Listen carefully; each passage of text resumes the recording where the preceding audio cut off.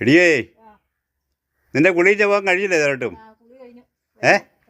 ഓ കുളിക്കാൻ കയറി എത്ര സമയമാണോ എടുക്കുന്നത്? എടി ആ ബില്ലൊക്കെ എടുത്തിട്ട് വാ. ഈ ബില്ല് എന്നാന്നൊക്കെ നോക്കിയേ. എടി എന്നാ ഈ ബില്ല് ഇതെടുക്ക് ഏട്ടാ. എന്നാക്കെ ബില്ലുണ്ടെന്ന് പറയേ. ആ ഇത് എന്താ ടിവിയുടെ ചാർജ് അടയ്ക്കുന്നു. പിന്നെന്നതാ സപ്ലൈകോയിലെ ബില്ലുണ്ട്. ഓ ഇതെന്തുവാ ഹോസ്പിറ്റലിലെ ബില്ലുണ്ട്. കറണ്ട് ചാർജിന്റെ ബില്ല്. അപ്പൊ എല്ലാ ബില്ലും ഉണ്ട്. ഇനി എടുക്കാണ്ടല്ലോ. ബില്ല് ഇനി എടുക്കാനുണ്ടോന്ന് ചോദിച്ചേ. ബില്ല് നിയമസഭയിൽ പാസ്സാക്കുന്നുണ്ട്. അത് ഉടനെ ഒരാളുടെ കൊണ്ടുപോകുന്നുണ്ട്. അത് അയാളുടെ കൊടുത്തുവിടാനാ. നിങ്ങളുടെ ഈ വീട്ടിനകത്തിരിക്കുന്ന ബില്ലാണ്.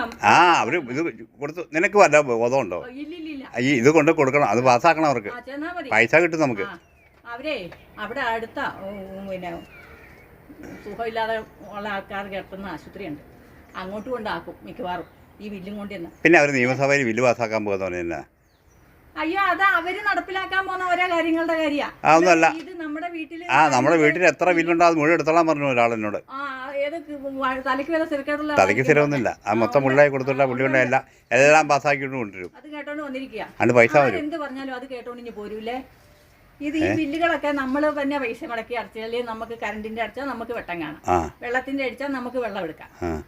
അതുപോലെ കേബിളിന് നമ്മൾ അടച്ചാൽ നമുക്ക് ഇതെല്ലാം നമ്മൾ അടച്ചാ. അല്ല ഇതൊന്നും അവർക്കല്ല. അല്ല ഈ ബില്ല് അടച്ചാൽ അതിന്റെ പൈസ പിന്നെ കിട്ടുമായിരിക്കും. ബില്ല് അടച്ചാൽ പൈസ അങ്ങ് കളഞ്ഞു പോയതല്ല നമുക്ക് ആവശ്യത്തിന്. അല്ലാതെ അവിടെ കൊണ്ട് ഇത് പാസ്സാക്കാൻ പറ്റില്ല. ഇല്ല ആരെങ്കിലും പറയുന്ന കേൾക്കുന്നത് ഓടരുത് കേട്ടോ. ഓരോ ബില്ല് എടുത്തോളാം. ഓരോ ഇടപാടും കൊണ്ട് ഇനി വന്നോളും.